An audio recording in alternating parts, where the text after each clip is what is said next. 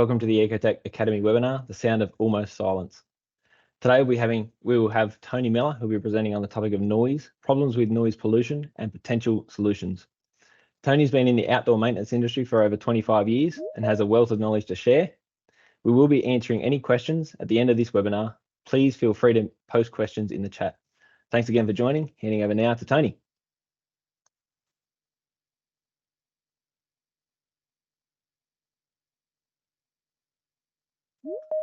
Thank you, Braden. It's a privilege to be on here, and it's great to see so many on the webinar today. We're looking forward to covering this topic briefly, and we look forward to questions at the end and any further questions that may follow. So, why is noise pollution a problem? Well, noise pollution is a constant challenge for local governments, local councils and contractors, particularly in densely populated residential areas. For many councils and contractors, noise complaints is now becoming the #1 complaint, far outstripping complaints around road quality issues and waste collection issues. Traditional loud maintenance equipment limits operating hours to which councils can operate, meaning the bulk of operations is while residents are awake, which adds to public safety risks. Noise pollution from sound and vibration present health risks for workers. Operating noisy equipment limits the safe working time for an operator, and also the proximity in which the equipment can be used in and around open spaces. We've even seen surrounding wildlife and habitat getting disturbed by loud maintenance equipment. Braden, I think you had a little story you'd like to share on that topic. Yeah, thanks, Tony. I was just chatting with Tony before this webinar, and one thing I did share, and he asked me to bring it in, was I had my parents-in-law staying they're from a place called Sale, which is in Wellington Shire in East Gippsland last week. And where I'm from, the bin trucks come around without fail every Monday morning at 4:30 in the morning. We live on a bit of a steep hill, so we've got a lot of engine noise and a lot of braking noise, besides the sound of the actual rubbish being dumped. And after breakfast, after about his second coffee, which he needed, my father-in-law told me that Wellington Shire, where he's from, has recently implemented electric waste collection trucks. And he said it's incredible. All you can actually hear is the sound of the bin lid banging against the bin as they put the bin back down. So it's just an incredible difference. There's no disturbance to the public. And I just wanted to say, if there's anyone I think there was someone here from Wellington Shire, your residents do really appreciate what you're doing in that space. So congratulations, keep it up. Thanks, Braden. That's great. It's great to hear a real life experience of that, proving exactly what we're saying. So I think we'd just like to touch on a few facts. Interesting point to note is, how is sound measured? Sound is universally measured in decibels, dB. There's also dBA sound levels. The difference between dB and dBA sound levels relates to how we account for the way the human ear perceives different frequencies. dBA levels are A-weighted, meaning they are adjusted using weighting curves and best estimate the sensitivity of the human hearing. As a result, the perceived loudness of 100 dB sound at 1000 Hertz will be the equivalent to only 80 dBA. dBA levels provide a more accurate representation of how humans perceive and experience sound. So what is considered a safe dBA level? Well, sounds at or below 70 dBA are generally considered safe. Any sound above 85 dBA are more likely to damage your hearing over time. Safe Work Australia mandates that workers must not be exposed to above 85 dBA for an average over 8 hours of work. Sounds of 120 dBA and above are most likely and will cause immediate hearing damage if you're exposed to them. So we put together this slide here shows a link to Safe Work Australia. So aligning with safety regulatory bodies and guidelines, Safe Work Australia and its state or territory level equivalents play a pivotal role in setting safety standards for workplaces. And you can take note of this. The standards and guidelines are in that link. And the key takeaways from that are that if you're working at 85 dBA or over for 8 hours, that can create hearing damage. This rule does change depending on the decibels and the time you're exposed to that sound level. For example, 91 decibels over 2 hours is the same as 85 decibels over 8 hours. So using electric outdoor landscaping and maintenance equipment gives councils and contractors the peace of mind and greater flexibility to operate while still adhering to these strict sound management standards. So how does this all rank? We've done a table here to illustrate just where equipment fits on the spectrum. So as you can see here, traditional diesel operated equipment, such as street sweepers or mowers and bin trucks, they're operating at around 100, 99, 100, 95 dBA, which is quite high. And then on here on the table here, we're also showing an industrial vacuum cleaner operating at 85 dBA. It's interesting to note that the electric operated equipment, whether it be a mower or a street sweeper, electric mowers operating down at 78 dBA, and the electric street sweepers are down as low as 63 dBA. It's also very interesting to note that the human conversation between humans is generally between 60 and 70 dBA. So on the other end of the spectrum, we have a library. We all know what it is like to work in a nice, peaceful, quiet library. They're generally around the 40 dBA mark. And then up the other end of the spectrum, we've got a jet engine or fireworks, which are up around 182 plus dBA, which obviously does cause hearing damage. Just on that, on your last page, you had in there, you said about the rule changes at 91, what was it, 91 dBA, you said over 2 hours is the same as 85 over 8 hours. So what are we looking at? If we go back to the scale, say we said the diesel equipment is between 95 to 99, what does that chop it down to, under an hour? Where are we looking at? Yeah, you're looking around 40 minutes. For Safe Work Australia, as far as the rule. To meet that requirement, yeah. Yep. Sure. It's interesting. So moving on, we've got this video that we did a real life example of where a mower is operating in a parkland in a standard residential area. So we've got the noise meter there in the and the mower in the foreground. We measured the sound levels at different distances. So the first you'll note is 82 decibels at 1 metre. And then we took the cones out and the machine out 3 metres. We measured 75 decibels at 3 metres. We measured 70 decibels at 5 metres. And at the 7 metre mark, we measured 66 decibels. And then out at the 12 metre mark, we're measuring 55 decibels on the noise meter. So it's interesting to note here at the 12 metre mark, you can hear the birds over the sound of the mower. And it's also interesting that in a park, generally the surrounding noise from passing traffic, people in the park, etc., that is around the 55 metre mark. So we'll just play this short video to demonstrate what we're speaking of.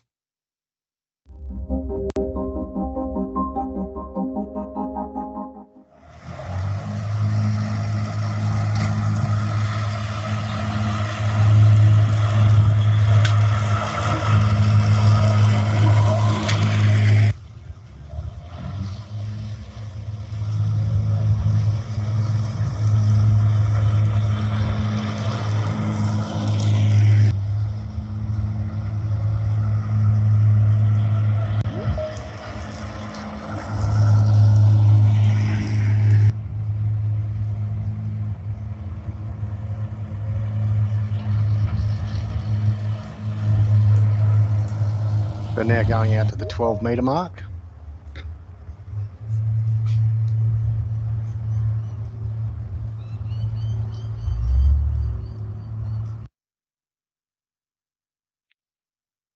So as we've just seen, the electric outdoor equipment emits minimal operational noise, making it a lot less disruptive to the surrounding communities. This allows councils and contractors to perform essential maintenance tasks like mowing and also like street sweeping without triggering complaints or jeopardising public safety, and being able to operate in peak foot traffic periods of time. During spring, when daylight hours lengthen, the grass grows longer and thicker and faster. Using electric mowers, operators have the flexibility to start their day earlier and finish earlier, while still complying to the noise regulations and standards set out by WorkSafe Australia. These reduced noise levels enable busy pavement areas and sidewalks and parks to be maintained and cleaned at night when foot traffic is sparse, enhancing efficiency. And we've also seen councils where they've utilised electrically operated equipment in the peak periods of the day, on the flip side of that, because they have the concept of seen to be cleaning and the public actually take note of it. It's less obtrusive, and allows operations to continue without disturbing their daily busy lives. As earlier stated, operator safety is paramount, and the damaging noise levels of your traditional equipment is reduced dramatically by utilising electrically operated equipment. Braden, I think you had another little story. Yeah. So this second one here, I was talking to a guy, Glenn from Shoalhaven Council, a couple of weeks ago. He's been using an electric mower for about 9 months. But he said prior to that, he's based down at Mollymook, so he does a lot of the high-profile tourist areas. He's had hot coffees thrown at him. He's had sticks, a lot of abuse. But he said since his biggest hold-up now that he's on electric mower is people stopping him to ask how much the mower's actually worth. So it's just another point of operator safety that often gets overlooked. Yeah, that's great. Thanks for sharing that. It's good to hear. Another real life example. So expanding horizons, what other areas may be considered for transitioning, if you like, from your traditional type loud, noisy maintenance equipment to electrically operated equipment? They can extend into areas like healthcare facilities, such as hospitals, aged care facilities, nursing homes, educational settings. We've seen benefits in universities and private and public school sectors, and also cemeteries. Just to tell a little story, in the educational space, we recently had an experience where the client was mowing around a classroom where we had a teacher teaching Year 4 students, and the loud noise of the diesel mower was consistently upsetting and disturbing class, and they were asked to cease mowing during that teaching period. So we introduced an electrically operated mower, and during class time we ran the mower past the classroom, and the teacher was satisfied, and she was very excited to see that we were using a low noise piece of equipment, and it meant that the contractor could then efficiently and effectively do their maintenance during normal business hours. And we see that across some defence and other areas as well, don't we? They run them down at Duntroon, in some barracks, anywhere where you've got, and universities. So New England and Southern Cross, a few universities are running these. Anywhere where you've got people studying, it's critical to have low noise emissions. Yeah, that's good, Braden. I'm sure we could share many, many applications across the nation where there's been a big uptake and benefit due to noise restrictions. So we'd like to open the floor to any questions that might arise. And if you don't wish to ask questions now, you can be free to ask Braden or myself any questions later on and reach out. We'd be only too pleased to help out. Braden, did we have any questions pop Yeah, on? so far we've just got the one question. It's quite a good question in the chat. How safe are these mowers and sweepers around public areas as it's so silent in noise? That's a very good question. Operating the machines they still emit some sound. So we have had done testing with many councils and local government, and they still emit some sound. However, some local governments have stipulated they want a noise emitting device, a very soft noise, only for reversing, or a foot horn. But in the main, they're not too silent that it's dangerous. They do emit more noise than your electric type vehicle, car rather. Yeah, there is operation noise. I would almost put it as well that we've got, because there is less noise, the operators are less in their own zone. So if there is, they're involved in their surroundings. Say if a kid runs across in front of it or something and someone yells or screams, you can actually hear it. They are definitely more in tune with the surroundings than if you had all your hearing protection on and you had this loud roar and just marching on regardless. We had another one come in. Does electric equipment mean less vibrations too? 100%. We've had many operators totally satisfied by changing over from a diesel where you've got a rotating, reciprocating engine, traditionally on a diesel or petrol mower, changing it out to their electric mower. The operators actually own that machine. In some cases, we've seen where operators won't allow any of their other colleagues on their mower because they finish their day with no vibration. They go home much fresher. And on the flip side, there's a council in New South Wales who recently bought a fleet of your traditional diesel articulated sweepers. And I was talking to them the other day. They've got 30 people who won't drive it. They've got 5 on zero duties, and they've got 18 on light duties because of the impacts of the diesel sweeper. Happy to share any of those details afterwards if someone wants to reach out and get more details there. But we've got another one come in from Nick in regards to reduction in noise pollution being beneficial for, this is a long one, Nick, for personal wellbeing and stress in an academic situation. In your experience, have you come across research demonstrating noticeable improvements in student wellbeing, academic performance when transitioning to electric equipment such as EcoTeq mowers?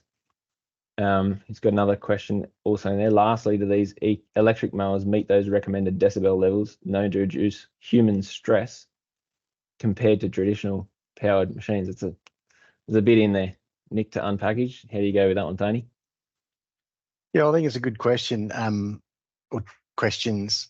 We have got a lot of feedback and positive feedback from situations like we mentioned earlier in the education space.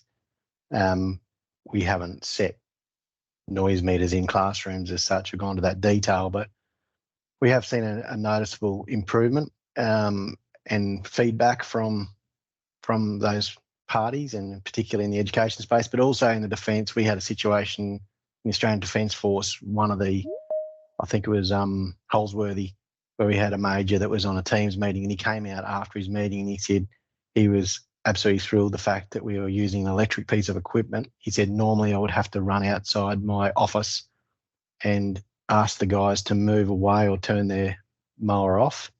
He said, I was able to continue my Teams meeting with you guys mowing the electric mower outside my window. So I guess that's the feedback we've received, very positive, and we will in time get more of that feedback and keep it on record, which we would be only too pleased to share. Yep, that's good. Yeah, that's good, Tony. We'll bounce through. We've got a couple more coming as well. Sam from Tamworth says, can you provide an estimated runtime on the zero turn running at maximum capacity? How many acres or square meters can operate before a recharge? Is a very common question that comes through. Yeah, another good question. So on the larger machines, obviously we've got different size machines. The larger machines being the 35 kilowatt battery pack with a 74-inch cut. That does a cutting time of up to 8 hours. That's actual cutting, blade on time of 8 hours. if you're cutting heavy, long, thick grass, this will be reduced.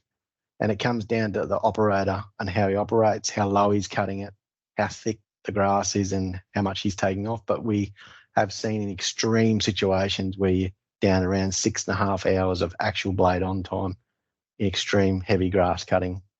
So the reality is you should be getting somewhere between 18 to 30 acres out of that particular machine, depending on the grass conditions. The worst I've Correct. actually seen on that 7 hours, but you obviously in Queensland stuff grows probably a bit faster than it does here.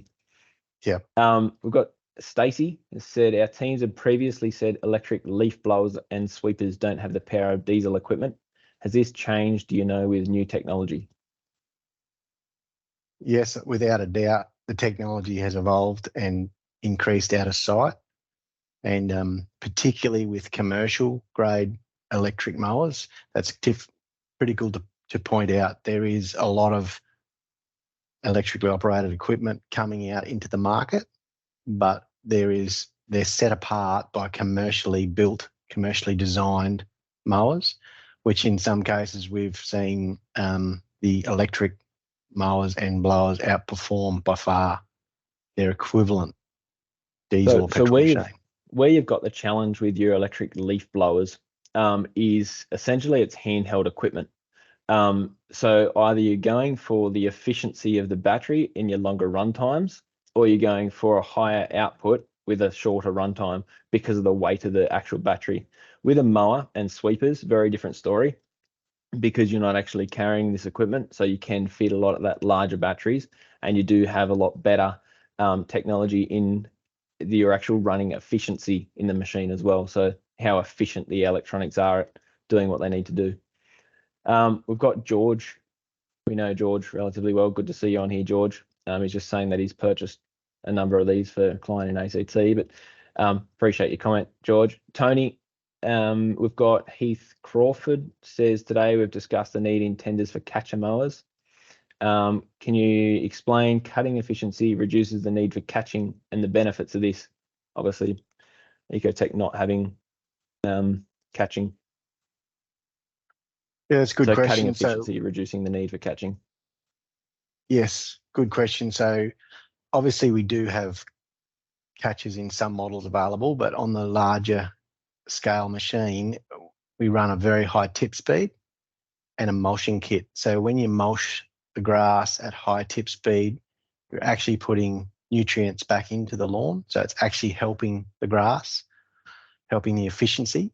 And because of that very high blade tip speed, we're getting a very, very fine cut, which eliminates the requirement to catch the grass because it's putting that back into. It must be noted that that is on a well-maintained lawn. If you're trying to take down 8 inches of grass and mulch it, you will be left with some cut grass on the ground. Yep. Trust that helps, but happy to answer any more questions offline, Heath. We've got one more come through, which I think we should probably wrap up after this. Appreciate everyone's involvement in it. From Blake, with this reduced noise with using the electric mowers, do you know if this has allowed any councils to use through the night outside of standard noise restriction times, 7 a.m., etc.? Yes, in some situations it will allow you to do extended operations and hours, and we've seen that. We've actually had some operators, contractors utilising the equipment at night time. We have full road lights kits, so you can then do night works. It would come down to exactly where you're operating. We have had a situation recently with a large sweeper in a council where they were no longer allowed to use their street sweeper in a built-up residential area where they had multi-level dwelling. We introduced the electric street sweeper to that council, and we did a full night test through the night, and that got the full tick, and that enabled them to now reintroduce street sweeping through the night, in the middle of the night, with the flexibility of the electric sweeper, which helps the whole contract and helps that council now be able to maintain clean streets. So that's good. And specifically to your question on the mowers, Blake, yes, there is a number of people that do use these for night works. More on your motorway closures. Obviously, you can't do motorway or main roads closures during the middle of the day. So they do this at night. There's a particular mob that do Mona Vale Road. They've used these at night with very little disturbance to the public. So it is good question. I think that probably wraps us up. Really appreciate everyone joining. Stay tuned for the next webinar. The next one will be in February after the, I know some people are on a long break, so enjoy your long break and stay safe, and we'll see you in the new year, hopefully in February on the next webinar. Appreciate it. Thank you all.